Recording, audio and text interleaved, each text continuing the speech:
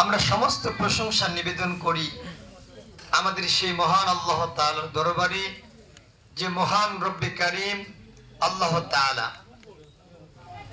আমাদের সকলকে দীর্ঘ একটি মাস সিয়াম সাধনার মধ্য দিয়ে তাকওয়া, খোদাভীতি, সিয়াম ও কিয়ামের মধ্য দিয়ে আমরা একটি মাস অতিবাহিত করার পরে আল্লাহ তাআলার পক্ষ থেকে পাওয়া ঈদ উল ফিতর সালাতে আমরা যে মহান আল্লাহ তাআলা আমাদের সকলকেই সমবেত হওয়ার তৌফিক দান করলেন শারীরিক সুস্থতা অবস্থায়, আমরা আমাদের সেই মহান মুনিব আল্লাহ তাআলাকে অন্তরের সবটুকু শ্রদ্ধা এবং ভালোবাসা দিয়ে প্রাণ খুলে কালিমাতুশ শুকর জানাই। সকলে আমরা বলি আলহামদুলিল্লাহ। দ্রুত তাসলিম পেশ করি বিশ্ব মানবতার মুক্তির অগ্রদূত, শ্রেষ্ঠ নবী ও রাসূল, আখির জামানার পয়গম্বর, নবীদের শিরোমণি, জাতির মাথার মুকুট, ওরাসাতুল আম্বিয়া, আহমদে মুস্তাফা, মুহাম্মদে মুস্তাফা, সকলে বলেন সাল্লাল্লাহু আলাইহি ওয়াসাল্লাম। আল্লাহুম্মা সাল্লি ওয়া সাল্লিম আলা নাবিয়িনা মুহাম্মদ। সেই সাথে হযরত আদম আলাইহিস সালাতু ওয়াস সালাম থেকে শুরু করে এখন পর্যন্ত আল্লাহ তাআলার দ্বীনের জন্য যারা রক্ত ঝরিয়েছেন, আল্লাহ তাআলা তিনাদেরকে জান্নাতের উঁচু মাকাম দান করুক। সকলে বলেন আল্লাহুম্মা আমিন। আলহামদুলিল্লাহ। আপনারা সবাই ভালো আছেন? আলহামদুলিল্লাহ। আলহামদুলিল্লাহ। আহমদ ইবনে হাম্বল রাহিমাহুল্লাহর কথা দিয়ে শুরু করি। আহমদ ইবনে হাম্বল রাহিমাহুল্লাহর সন্তানকে তার ছাত্ররা জিজ্ঞাসা করেছিলেন যে আচ্ছা আপনি বলেন তো মানুষ মৃত্যুকে কেন ভয় করে? মানুষ তো সবাই জানে যে মৃত্যু হবে, তারপরও মৃত্যুকে মানুষ কেন ভয় করে? আহমদ ইবনে হাম্বল রাহিমাহুল্লাহর সন্তান এটার সুন্দর জবাব দিয়েছেন। যে ব্যক্তি দুনিয়ার ঘরের চাইতে আখিরাতের ঘরটাকে সুন্দরভাবে সাজায় সে তো মৃত্যুটাকে ভয় করে না। এজন্য তিনি বলেছেন কেউ যদি তার জীবনটাকে বানায় রমাদান, তাহলে মৃত্যু হবে তার ঈদের চাঁদের মতো। সুবহানাল্লাহ।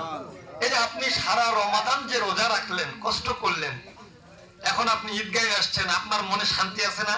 কত আনন্দ।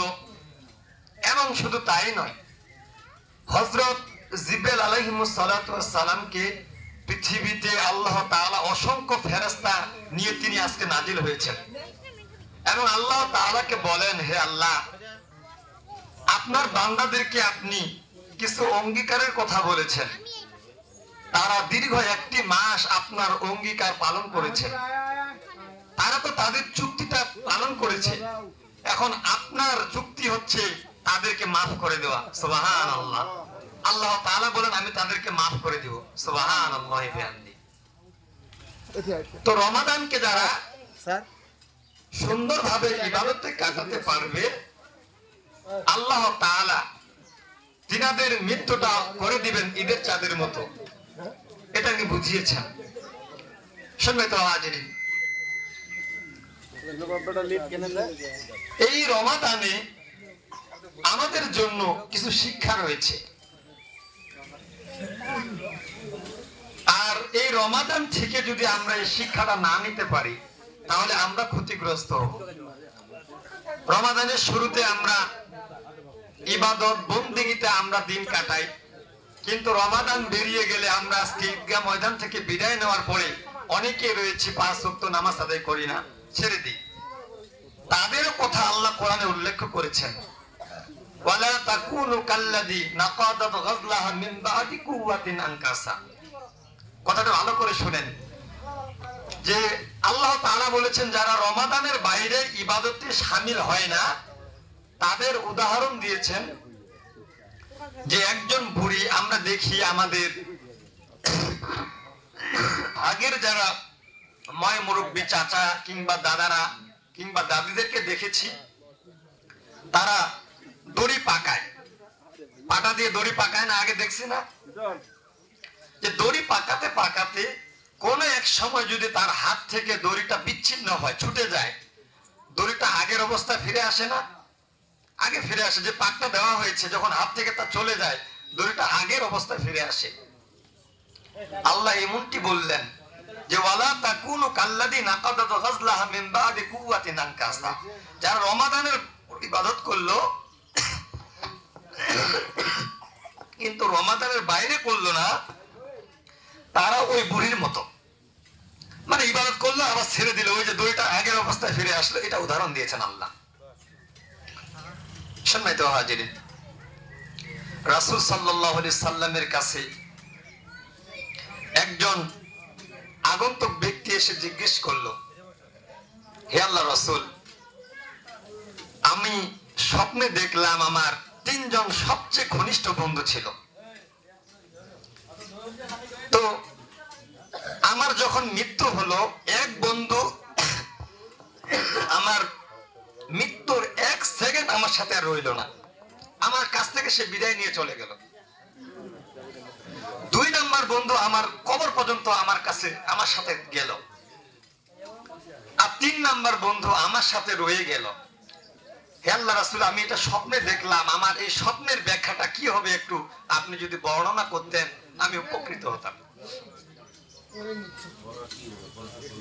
আল্লাহ রাসূল সাল্লাল্লাহু আলাইহি সাল্লাম তাকে বসালেন এবং বললেন, হে শোনো, তোমার যে প্রথম বন্ধু ছিল, যে তোমাকে মৃত্যুর সাথে সাথে ছেড়ে দিয়েছে, চলে গেছে, সে হচ্ছে তোমার সারা জীবনের অর্জিত সম্পদ, যেটা তুমি 2 হাত দিয়ে রোজগার করেছো, কামাই করেছো।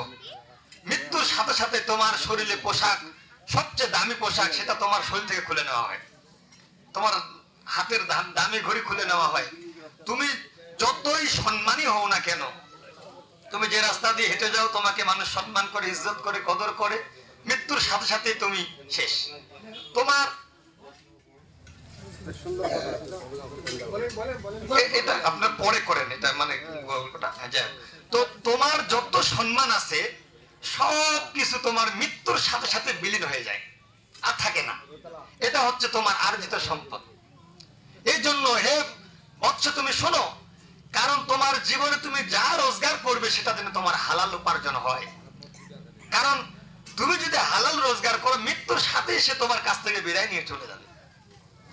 2 নম্বরে বললেন যে তোমার কবর পর্যন্ত পৌঁছায়, সে হচ্ছে তোমার বন্ধু বান্ধব, তোমার সন্তান, তোমার আত্মীয় স্বজন, তোমার পাড়া প্রতিবেশী, তোমার নিকটস্থ যারা আছে, তারা তোমার কবর পর্যন্ত পৌঁছায়।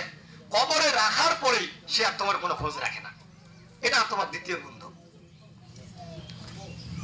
এই 2টা বন্ধুকেই তুমি সবচেয়ে বেশি আঁকড়ে ধরেছিলে। আর 3 নাম্বার বন্ধু হচ্ছে যে তোমার সাথে রয়ে যায়, সে হচ্ছে তোমার সারা জীবনের ভালো মন্দ আমল, এটা তোমার সাথে থেকেই যাবে। তখন রাসূল সাল্লাল্লাহু আলাইহি সাল্লাম অন্য হাদিস থেকে তাকে ব্যক্ত করলেন যে তোমার সারা জীবনের যে ভালো আমল যদি তুমি অর্জন করে কবরে নিয়ে যেতে পারো, এটা তোমার সাথে কিয়ামত অবধি পর্যন্ত থাকবে। সুবহানাল্লাহ। কেমন ভাবে থাকবে? মুনকার নাকিরের সওয়াল জবাব যখন তোমার হবে, তুমি যদি পরিপূর্ণভাবে এটার উত্তর দিতে পারো, তুমি যে সারা জীবন ভালো আমলগুলো করছো, এই সমস্ত ভালো আমলগুলোকে আল্লাহ তাআলা একজন জান্নাতি সুদর্শন যুবকের রূপ ধারণ করে সে তোমার সামনে এসে হাজির হবে। সুবহানাল্লাহ। সবাই একবার জোরে বলেন সুবহানাল্লাহ। যখন হাজির হবে, এই মৃত ব্যক্তি তাকে দেখে চমকে উঠবে যে তুমি কে? তোমাকে তো আমি এর পূর্বে আগে কখনো দেখিনি, তুমি এত সৌন্দর্যমণ্ডিত।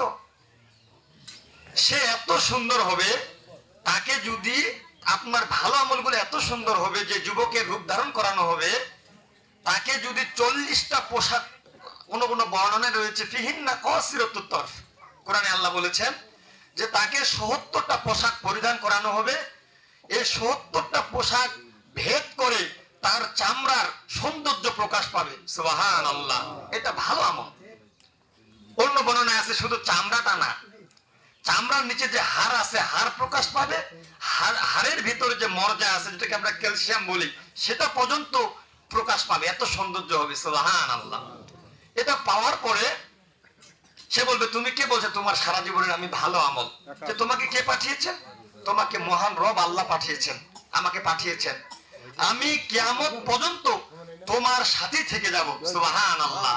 তার কবরটা আল্লাহ শান্তিময় বানাই দিবেন।